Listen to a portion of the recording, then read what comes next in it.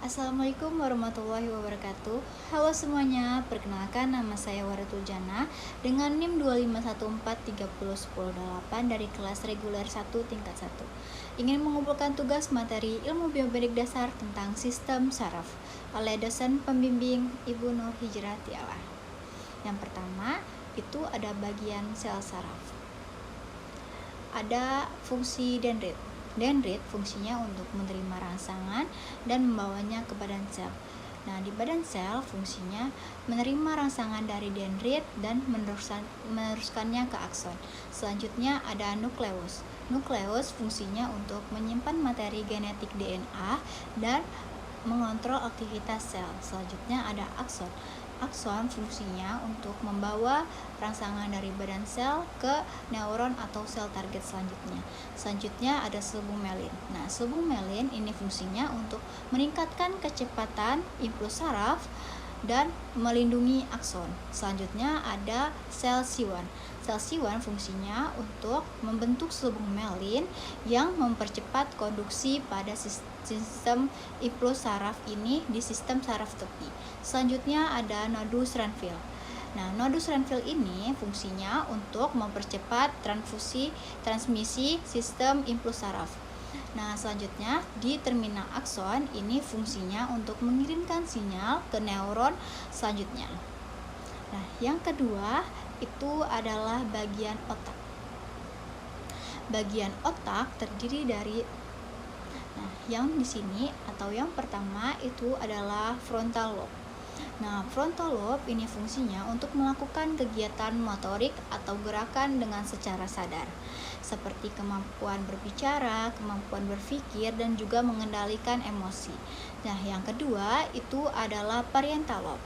Nah, parietal lobe ini fungsinya untuk pusat sensori atau menerima rangsangan atau seperti sentuhan, tekanan, suhu, dan juga rasa sakit.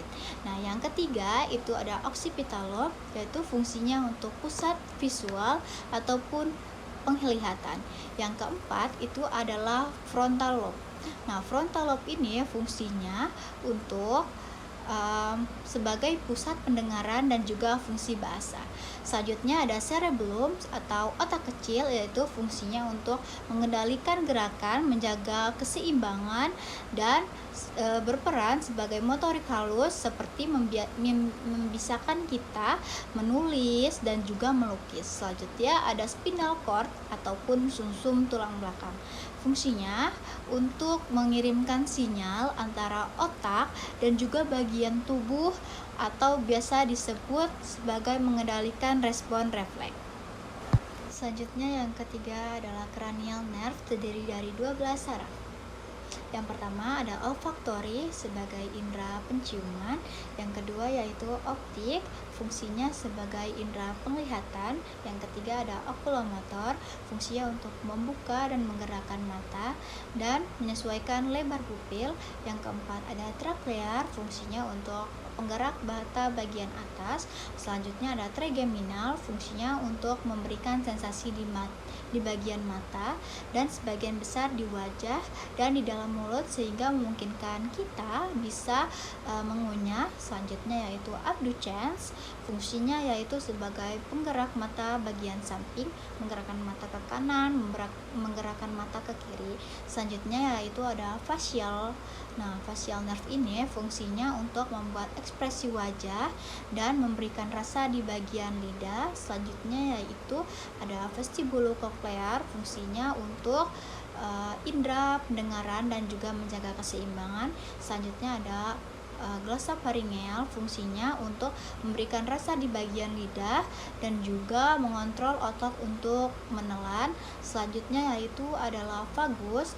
Vagus nerve ini fungsinya untuk mengatur proses aktif, proses otomatis di bagian tubuh seperti pencernaan, terus pernapasan, tekanan darah, dan juga air liur. Selanjutnya ada hipoglossal. Hipoglossal adalah mengatur gerakan lidah sehingga kita memungkinkan untuk bicara, makan, dan juga menelan. Selanjutnya ada accessory nerve, yaitu fungsinya sebagai mengatur penggerakan bahu dan juga leher.